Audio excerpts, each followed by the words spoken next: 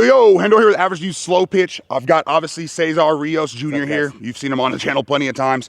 Today we're bringing out some new ASA bats, one from Miken, one from Worth.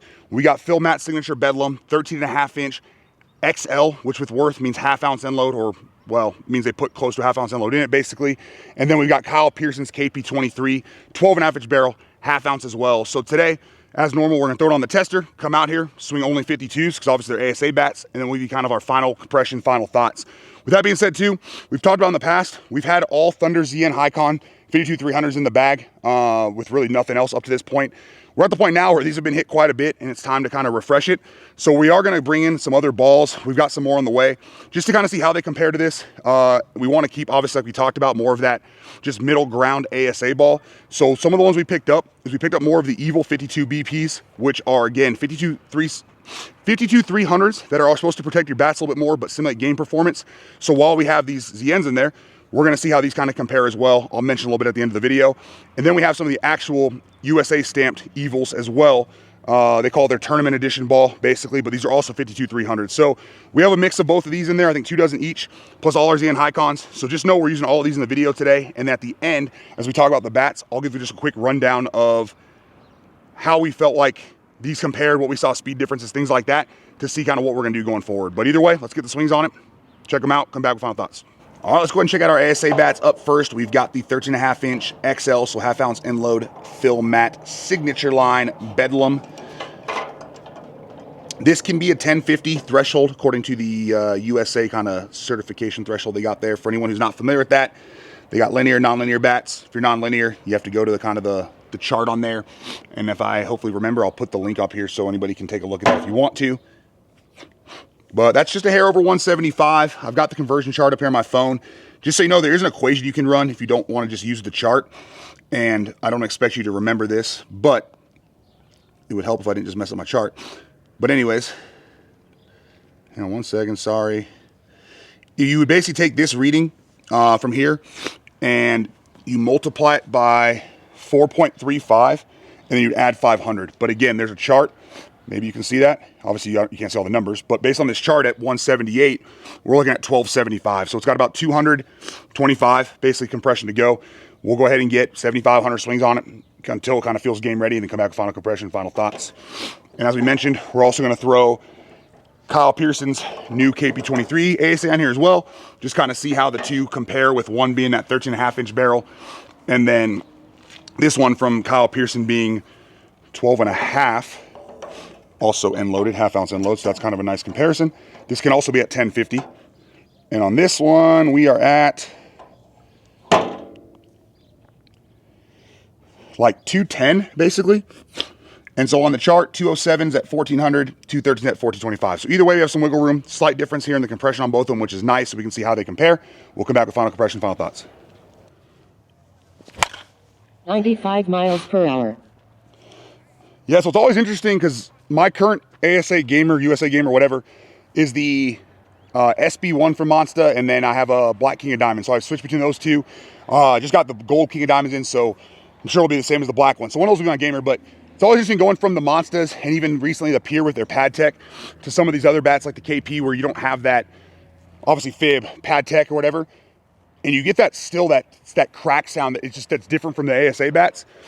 This one has a good feel. The last one was definitely off the sweet spot, and I mean, these things feel really good. So if you feel like you have to have something with pad tech, fib tech, just know it's not 100% necessary. I mean, obviously later on we'll do a ASA comparison here in probably a month or so once some more bats drop.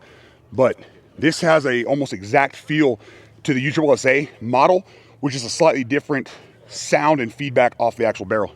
Bad shortstop, you're making it look bad. 82 miles per hour. Dude, this guy said something. 98 miles per hour. 97 miles per hour.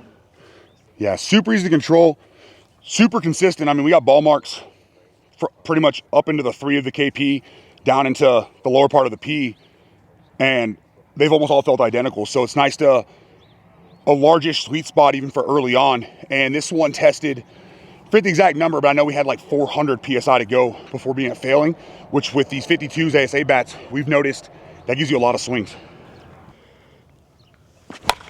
80 miles per hour. 94 miles per hour. Yep, there was towards the end a little bit. So even with the softer balls, obviously it's meant for them, you get good feedback. I could feel that I caught it up on like the 3 of the KP. Came off well. I mean, again, placement's way more important than velo. And again, we use the velo for an idea of the forgiveness piece, but for the fact that we've been sitting about 96, 97, that one I think said 93, that's the forgiveness you're kind of looking for there. 91 miles per hour. I felt like a slight miss too, but again, the barrel, it's got a nice trampoline and the balls are really just jumping off of it. So, and our wind right now is almost non-existent. We have a slight wind blowing out a little bit to left, but I mean, I can see the flags over there and I mean, they're still nice and floppy. So it's not like we've got a strong wind by any means. 83 miles per hour. There it is. 90 miles per hour. Oh yeah, tons of jump off of this barrel. 94 miles per hour. Okay. 89 miles per hour. There you go. 98 miles per hour. That was definitely higher up on the barrel. I mean, you could hear the sound of missing that sweet spot, and there's every bit of forgiveness you want. I think I might have been our hardest ball so far, so that was interesting to see there, but definitely a great barrel as far as forgiveness goes. 91 miles per hour. 100 miles per hour. Yep, there it is. 88 miles per hour. Initial thoughts, pretty good barrel. Easy to control. Reminds me a lot of the U-Trip KP23 as far as feel, but I mean, definitely a pretty good little bat for ASA. 99 miles per hour. So I've noticed the last couple swings, hopefully you cannot hear it through the mic, but there definitely was a little bit of a sound change. And I think we kind of, as we're rotating the barrel, have reached that point 20, 30 swings in that it's kind of getting to where you want it to be to kind of game it. So we'll get a handful more, and if it kind of maintains that sound, high performance, we'll call it good there and see what I test at. But that does tell me you want to put some swings on it before gaming it. 100% it could be gamed out of the wrapper, but that sound change sounds like it might be or seems like it might be the key to letting you know the bat's ready. Oh. 99 miles per hour. So what's nice about this one is, and we're gonna move on to the Bedlam at this point, but you get that nice sound change or sound difference in the sweet spot area, a nice trampoline effect, ball carries great. And what's interesting is from there, we're at like 97, 98. I think we kind of topped out right there about 100. But that last one missed a little bit low. We saw the one missed a little high, was at 99, and you get a different sound. But what seems to be a positive here is it's kind of that stiffer feel without the trampoline when you miss the sweet spot, but that allows the ball to really jump off and give you the forgiveness you want. And then the trampoline effect is gonna be your, hey, same kind of speed, but now you get that extra distance. So either way, lots of forgiveness from this one, especially for being kind of that shorter barrel at 12.75, at 12.5, but feels good, swings good. We'll scale it later on for you guys, but let's hop over to the Bedlam, see how that one feels, get everyone's swings in there, and then we'll final compression, final thoughts. First thing I noticed picking this one up with the being obviously a 13.5 inch barrel from the 12.5 of the KP, that end load does feel a little more pronounced. I'm sure it's because obviously you got that longer barrel, so that load is further from the hands, but still by no means, for it being a 27, I wouldn't guess that it feels overly heavy. But if you don't really like the extra heavy feel, I might go down an ounce, but we'll scale it too and see what that does for us and what it puts us at, but just something to keep in mind. 92 miles per hour. Definitely a different sound from the KP. 85 miles per hour. 100 miles per hour. A really good feel. 87 miles per hour. 87 miles per hour.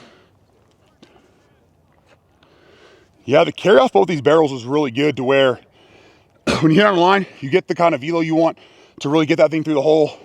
Obviously placement really matters, but Just big difference is at KP, you got more of that kind of feeling the barrel compress a little bit in that sweet spot area. This one's a little bit more crisp, stiffer. So if you're somebody that normally plays, let's say U-trip, you're swapping over, you want a bat that you use every now and then, this feels more like a U-triple-A bat, just with a softer ball, where the KP feels and reminds me obviously more like the traditional ASA bat. So just kind of keep that in mind, or USA bat. 88 miles per hour.